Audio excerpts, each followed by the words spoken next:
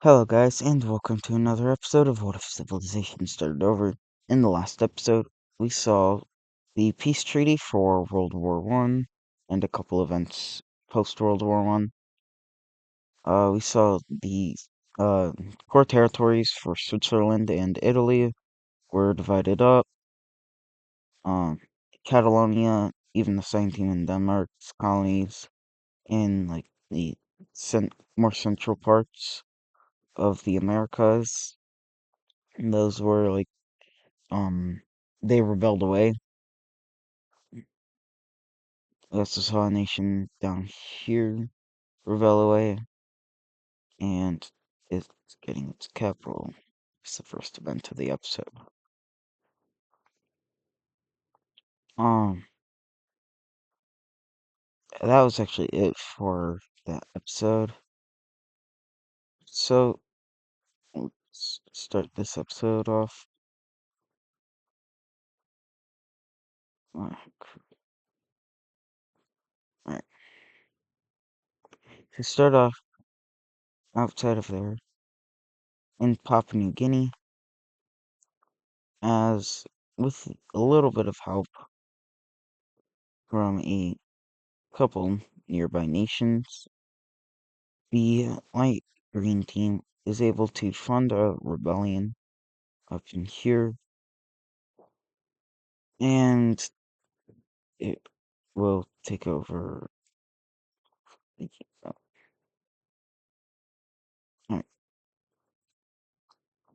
so this rebellion start off in this province right here.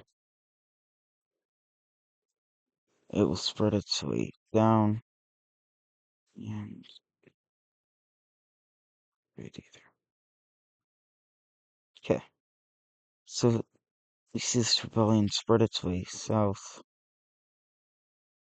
Eventually, this entire province is under the rebellion.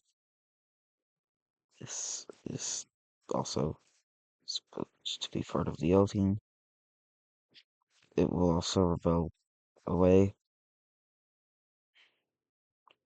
And this rebellion is funded by the Cyan Australian nation and the Green Team, who together, even with the Yellow Nation here, are probably a little bit stronger than these guys.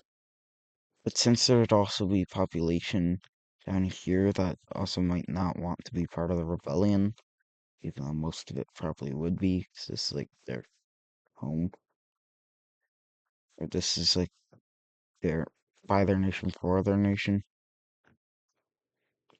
But eventually this will all spread up here. And we see the yellow team just not fight back because maybe a nearby nation is saying don't fight back.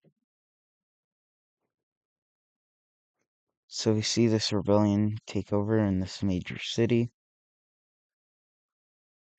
It'll spread up into this province here, capturing the whole thing.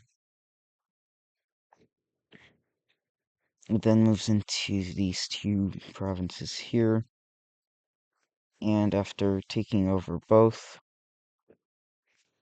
they will stop, and this will be the new area for this green team, the East Indo nation. This province here is also technically part of them.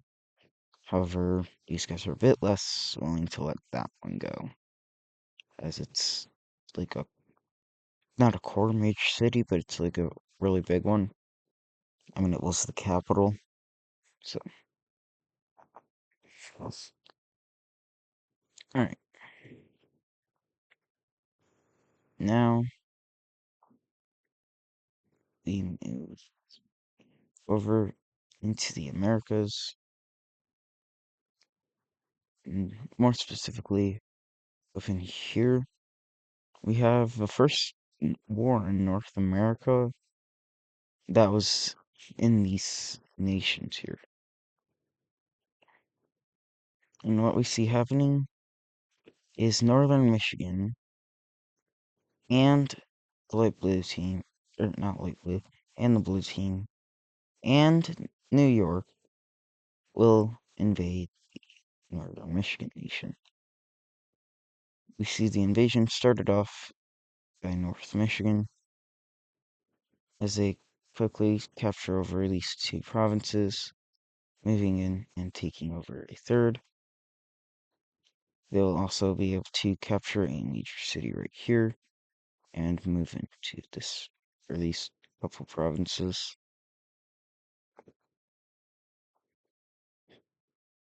The blue team will move in here, capturing a major city as well as another province. And for the most part, New York is like a support nation, just sending in help to these nations. Then we see America will join this war on the side of the instead of like every other nation, as like I mean it would probably be useful to have access to the Great Lakes. So they begin their invasion. They're not like they're technically not on the side of northern Michigan, but they still will like help them out, if you want to call it that. They'll invade a couple of these provinces here,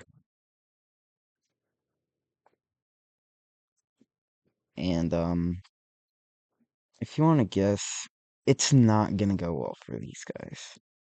But just saying that now. But then a small turn of events happens, and oopsie daisies, we just invaded Niagara and captured their capital. And captured one of their major cities, moved it down and captured the entire nation, and then started invading their territory. Whoopsies, our bad.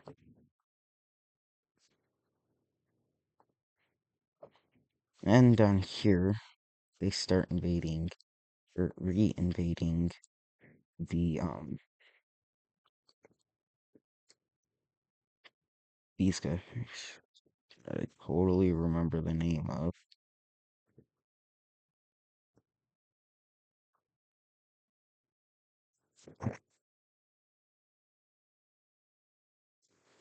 Alright, so I'm gonna make this brighter.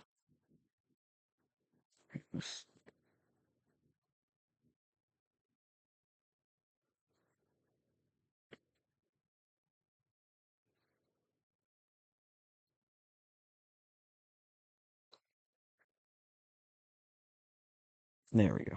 That'll work. Alright. So the Green Nation's completely captured, or the Blue Nation is completely captured over. Eventually, the Sum of Michigan will fall to the Green team as they move in, closing in on probably the biggest major city of the Pink team, which is like Detroit. They capture this province here and begin entering this province. Eventually, they will be able to capture it, and they begin a second invasion. They capture two major cities practically right off the bat, and are already on the doorstep of the capital. They move in from this province here. Eventually, they'll start to break in a couple spots to this capital province. And we see America will begin sending even more troops in. Not like them alone, or with what they were sending in alone, wouldn't be able to stop them. But why not just give it all you've got, or almost all you've got? You probably wouldn't want to give it all you've got because that wouldn't be very smart. So we see America capturing the three southernmost major cities of the pink team. And they've only got two left. Their capital and one right here. But yeah, that one's gone. So at this point, we see northern Michigan troops are just kind of not blitzing, but blitzing through the nation. Eventually, they will fully uh, just stop northern Michigan from getting access to the Great Lakes. And eventually, all of the rest of their land is captured, and we'll take a look at a peace treaty. Alright, so here we have the peace treaty. We'll start off with the New York nation. They just get this one province. So like I said, they were a support nation, really. They didn't do a whole lot. For northern Michigan, they're more like the Great Lakes nation or the Michigan Empire. I might call them Michigan Empire after what they just did.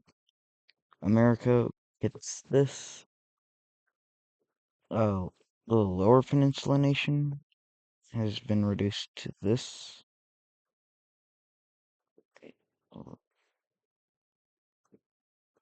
Firstly, though, North Michigan will make the first North American puppet state, which is this right here. And then Michigan, or Lower Peninsula, will make this their new home. I'm probably going to call this the Erie Nation now.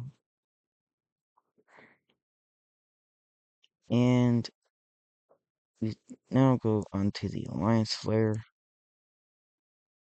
and take a look at firstly, that's gone.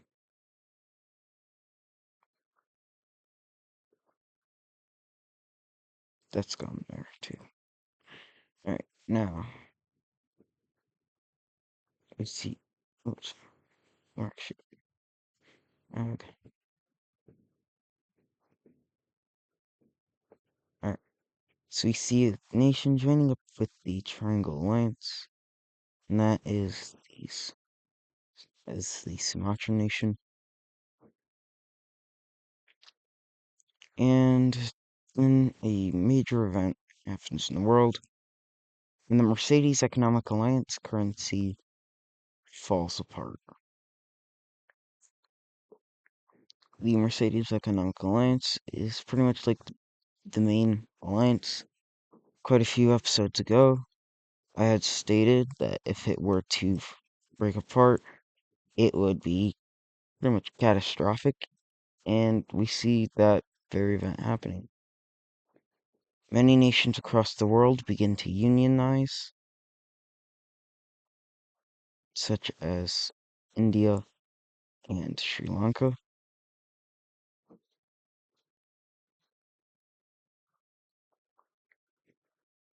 And it's in some countries just begin collapsing apart. Others who are rich enough will begin invading another much weaker nation in order to get even more resources to survive. We see that very event happening with Borneo as the as the Sumatrans invade and take over the entire nation.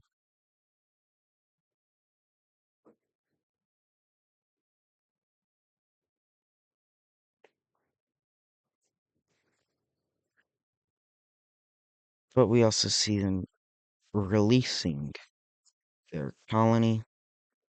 It will become this other light bluish nation, and it will also be released with India's colony. Just get the outline here done. So then all of this can just be colored in. With India releasing their colony, however, their claim over this area will be completely removed.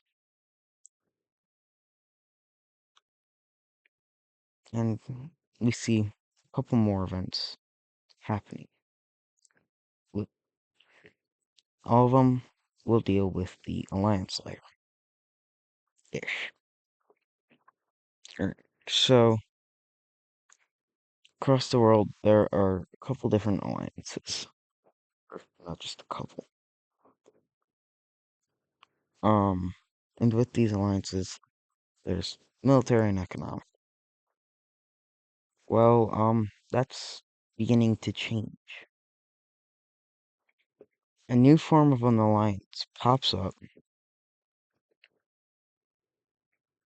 It will be called the Aero Alliance.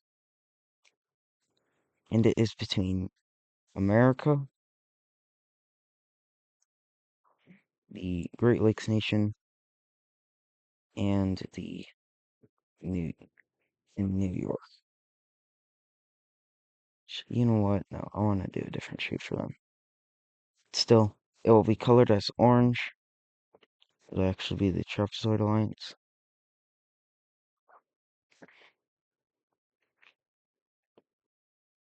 And automatically, the puppet state will be forced to join in, technically making this a four-member state, or four-member alliance.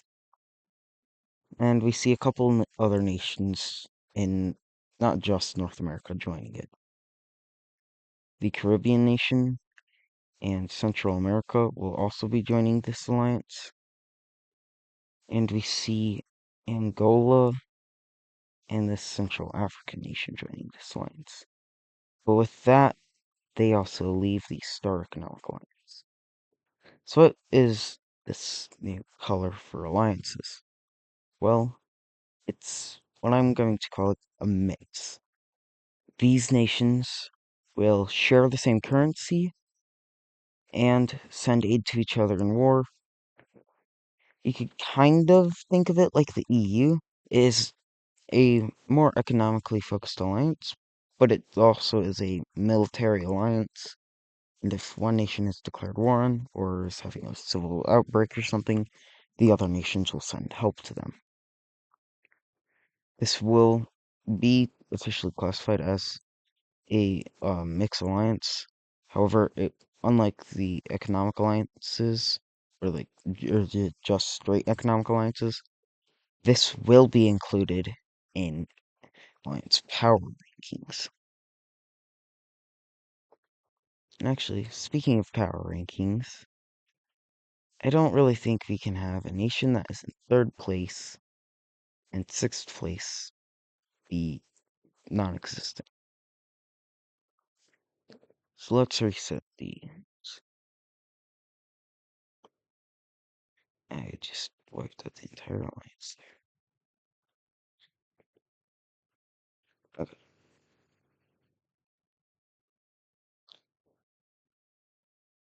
so erasing that and erasing that. I'll start off by also adding the trapezoid alliance here.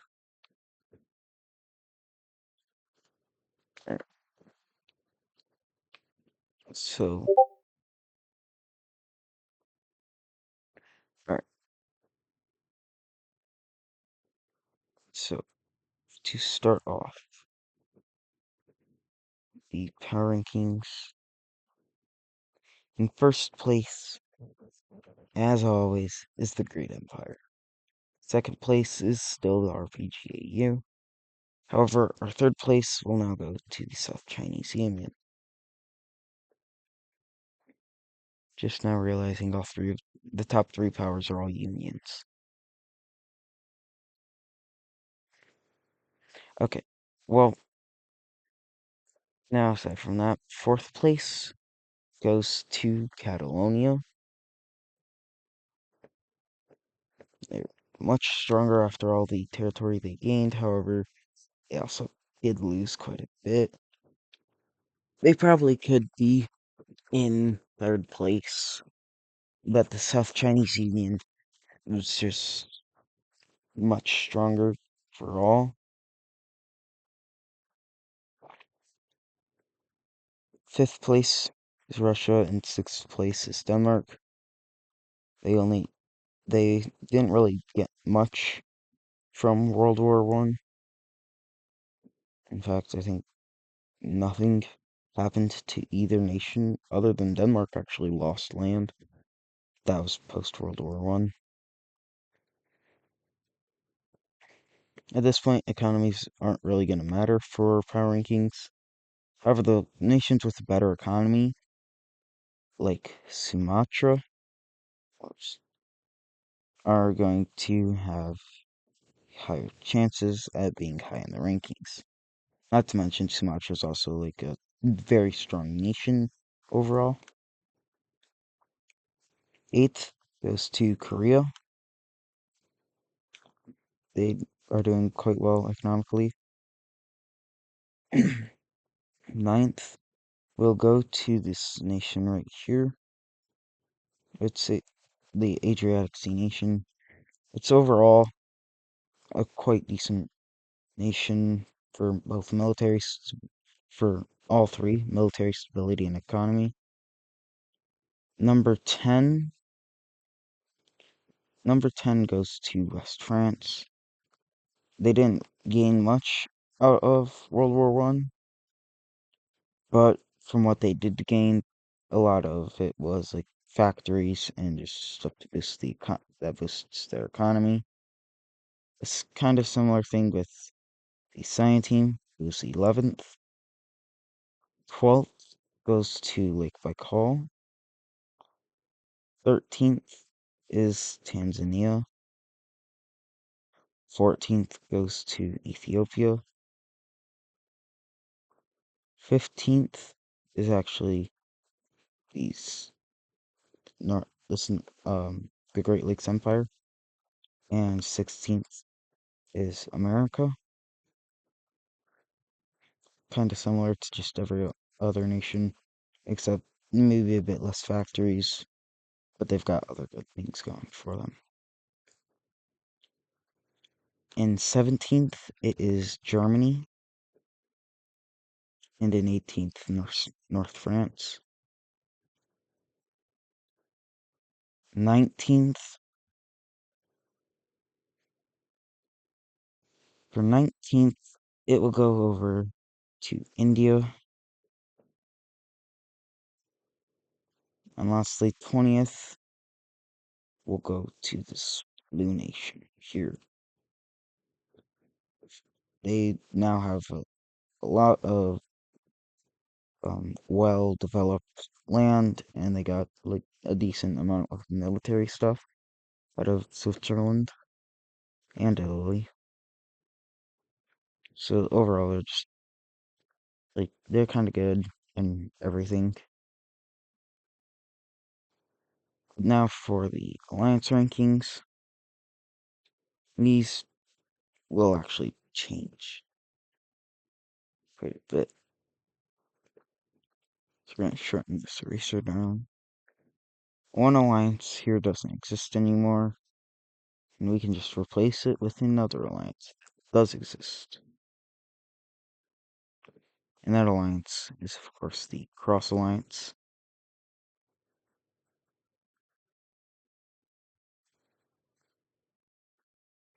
Alright.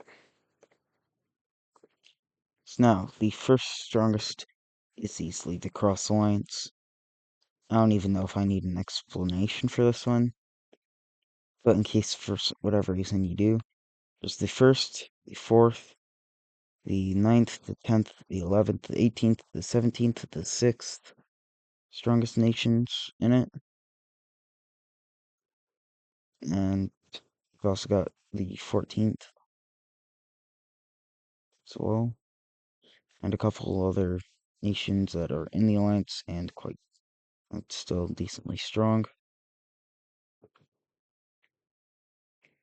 Number 2 is the Triangle Alliance.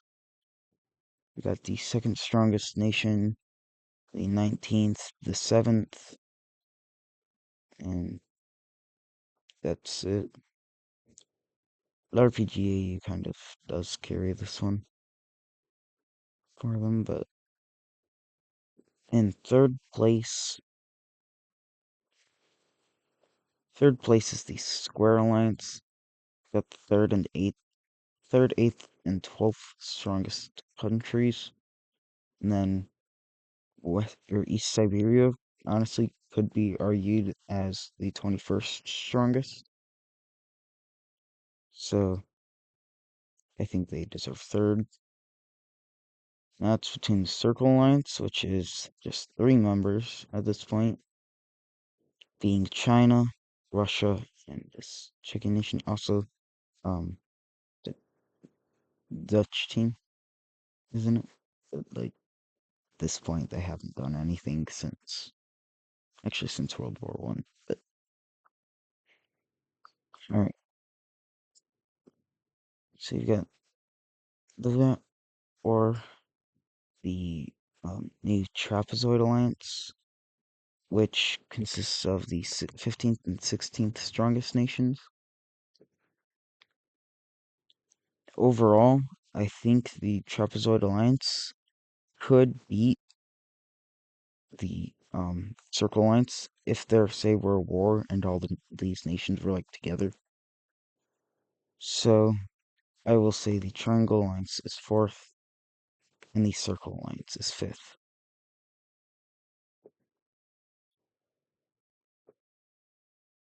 Alright. So now we move on to our final 2 events of this episode, and that is dealing with the Philippines, or just Southeast Asia in general, for both of them. Alright. This is happening after rankings are made, after like the global firepower rankings are released. We see Vietnam joins up with the Circle Alliance, and I am not on the alliance layer. Right, so Vietnam joins up with the Circle Alliance, and after some persuasion, so does Cambodia. This very, very slightly affects the rankings, but it's not enough to change it. And the Square Alliance remains, or the Trapezoid Alliance remains in fourth place. The next thing is a union.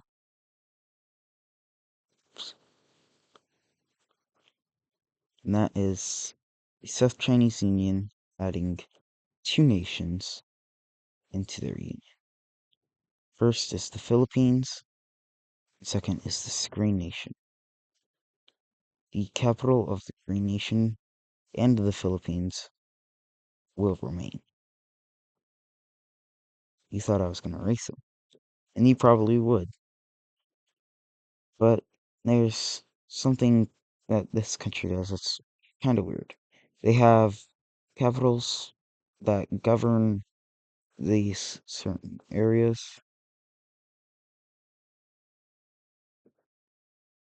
So what they do is they have like all of their capitals are technically like their own individual nation, but it is in a union.